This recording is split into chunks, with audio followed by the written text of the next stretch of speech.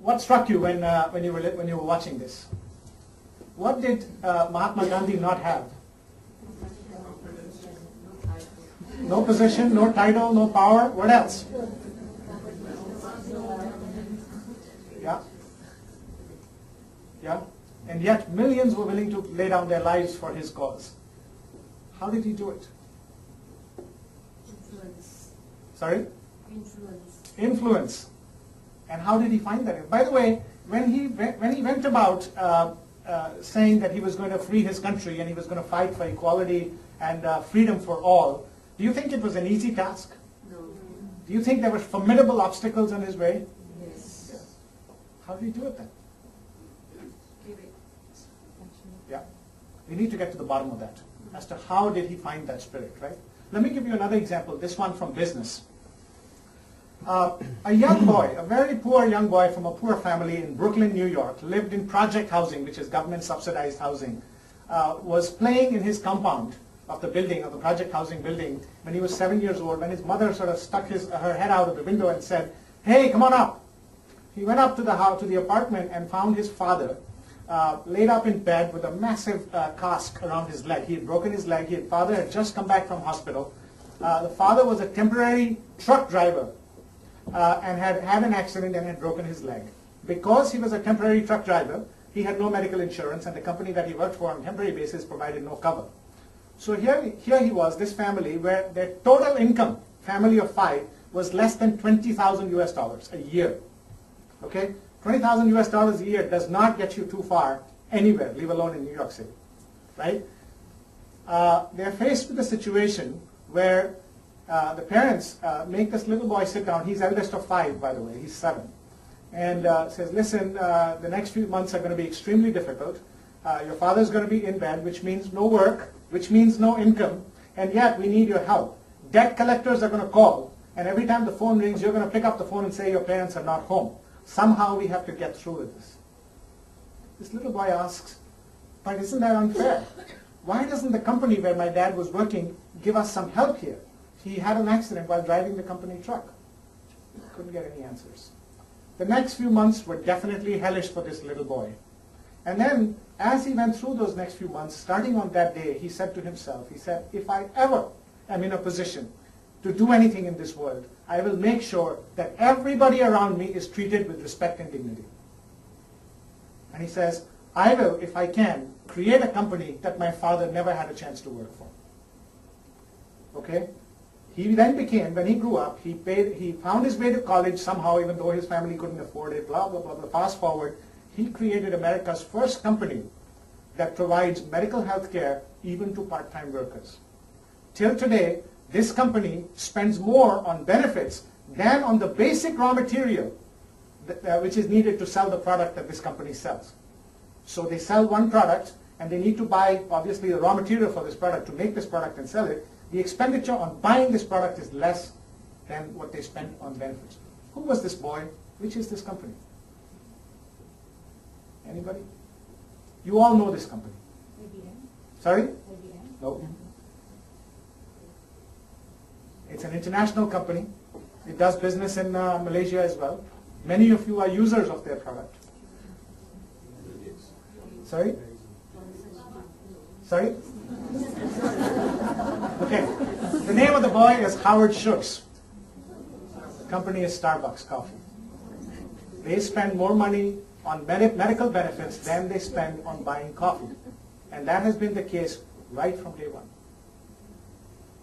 How did he do it? Less than $20,000 a year, family of 5, no education. How do people like Gandhi and Schultz even begin their journey? By the way, what is the similarity between the two stories? Same thing, right? No position, no power, no great talent or ability either. Very ordinary people, both of them. Yeah? Gandhi started life as an attorney in London. What do you need to be able to create the kind of results that Gandhi and Schultz and many others like them have done? What is the main ingredient? What do you need? Passion. Energy. Right? Energy. That is the number one ingredient here. The question then is, how can we find the leadership energy that actually resides in most of us? Okay, so with that, first, our definition of leadership. We define leadership as the art of harnessing human energy towards the creation of a better future. Does that make sense? Yeah? There are two important parts to this definition, as you can see from the red and the blue. The first one is, the first prerequisite for leadership is the desire to create a better future. Someone once said, I closed my eyes and I could see clearly into the future. It's profound. I close my eyes to see more clearly into the future. The first thing that leaders need to have is the ability to dream a better future. And secondly, the moment you articulate a future or tomorrow that's going to be better than today, what do you encounter? When you're with your family and you say to your kids, we're going to do some things differently, what do you encounter? Resistance. In the office, you're a manager in a department and you have an idea of how work can be improved or we can make more money. What do your colleagues say? First thing, it's not going to work. Lots of naysayers, lots of obstacles. So what do you need? Energy. Yeah? How do you find that leadership energy? And of all the leaders that we researched, and I'll give you some stories as I go along, they had, while everybody was unique, everybody's story was unique, but the kind of road that they followed to discover their energy and how they did this was the same, whether it was Gandhi, whether it was Schultz, or anybody else. So I want to give you very quickly what that is. Does that make sense? So the idea in terms of business leadership, in terms of the better future, is sustainable business growth, right? And how do you do that? You first have to energize yourself. And there's only two sources of limitless personal energy, and I'll go into this in a little bit of detail, and that is clarifying and developing laser-sharp clarity on two things: your purpose, the results you want to create, and your values, how you're going to create them. Yeah? Once you're clear about your purpose, once you're clear about your values, how much ever they beat you up, you have the strength to stand up again. It's people, bosses that you've worked for who were not clear about their purpose and their values, who were erratic in their behavior. One day you went to them, they were extremely friendly. Next day they blew up on the smallest of things. You met people like that? You're not clear about their purpose and values. If you're not clear about your purpose and values, you went to them, they were every little thing is a matter of life and death. And your behavior is extremely erratic. I know. We've done this ourselves as well, to others. Yeah? So the first thing is purpose and values. Next, they realize that the world is too complex for one person to lead, and they need other leaders with them. So the next thing they do is they enlist a strong team of co-leaders. And I'll tell you how. Basically what they do is they align the energy of other people around them, and they surround themselves with a core team, and then together they lead. One of the biggest differences with leadership today compared to even 10 years ago is that leadership now has become a team sport. Why? Because the world is too complex around us for one person to figure out. So how do you then align the energy of a handful of co-leaders who are going to help you with the leadership journey and make it a shared purpose and shared set of values?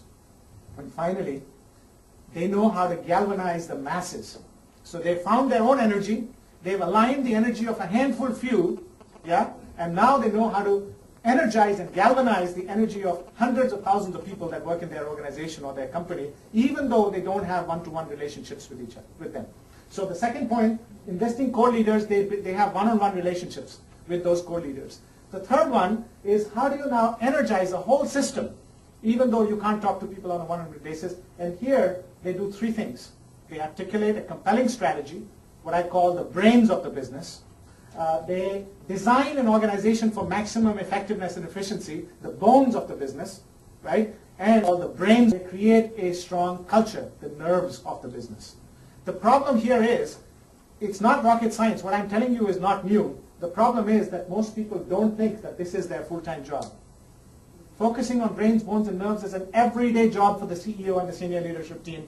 Strategy is not a once-a-year affair. Culture is not a function of just putting some posters with some business principles and values around the campus. You have to manage it and shape it every single day. So the question is, how do leaders do that? But that's pretty much the journey that we found every single leader that had achieved exceptional results sort of went through and are living it every day as they go along. Yeah? So with that, let me get a little bit into each of those three. Finding your own leadership energy. As I said, it's a function of two things, purpose and values. How do you define your purpose and values? Here is where I have an apology to make. I don't have a formula to give you. I don't have a three-step process. I do not have a role play. You cannot learn energy in a classroom. You have to discover it yourself, and there is also no shortcut.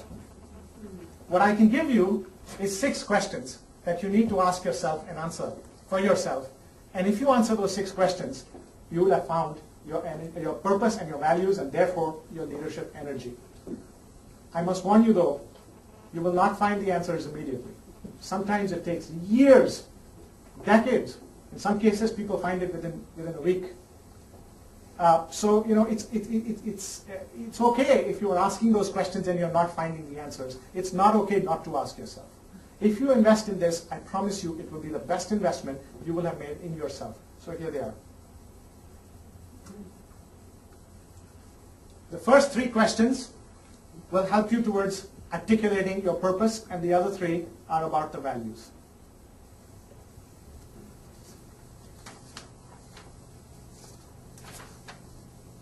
Gandhi was thrown out of a train in South Africa when he was traveling in his beautiful Savile-Row suit in first class, and he was told that, you know, colored people are not allowed to travel in first class. How could you even come here? And he was literally thrown out of the station. He then went and mingled with the local community and found out the extent of segregation of life between coloreds and white people. That's when he found his purpose. I'm going to spend the rest of my life dedicated to the cause of freedom and equality for all. Next, he says, how am I going to do it? He says, the reason why a certain race is dominating another race is because they use violence. I'm going to not do exactly that. I'm going to make non-violence my main value. Once he knew his purpose, once he knew his values of truth, humility, and non-violence, the more they try to beat him up, the stronger he emerged. How many people have seen this film from where we saw the clip? Yeah, you remember the various parts where he's beaten up, his family is tortured, all those things, but he kept coming up. Why? Clarity on purpose and values. Schultz, the story I just told you. Yeah. Before he moved to Seattle to start a job with a tiny little company, a one-store company called Starbucks, he had a really, really good job in New York, working for Xerox Corporation. He was making more than $100,000 a year, had an apartment on the Upper West Side, really good life, a car given by the company. Coming from the humble means that he came, can you imagine the amount of courage it took for him to give up that job? His family hadn't seen that kind of money in their lifetime, what he was earning in a month, right? To give up all of that and say, I'm going to go there and follow my purpose, because he began to smell his purpose.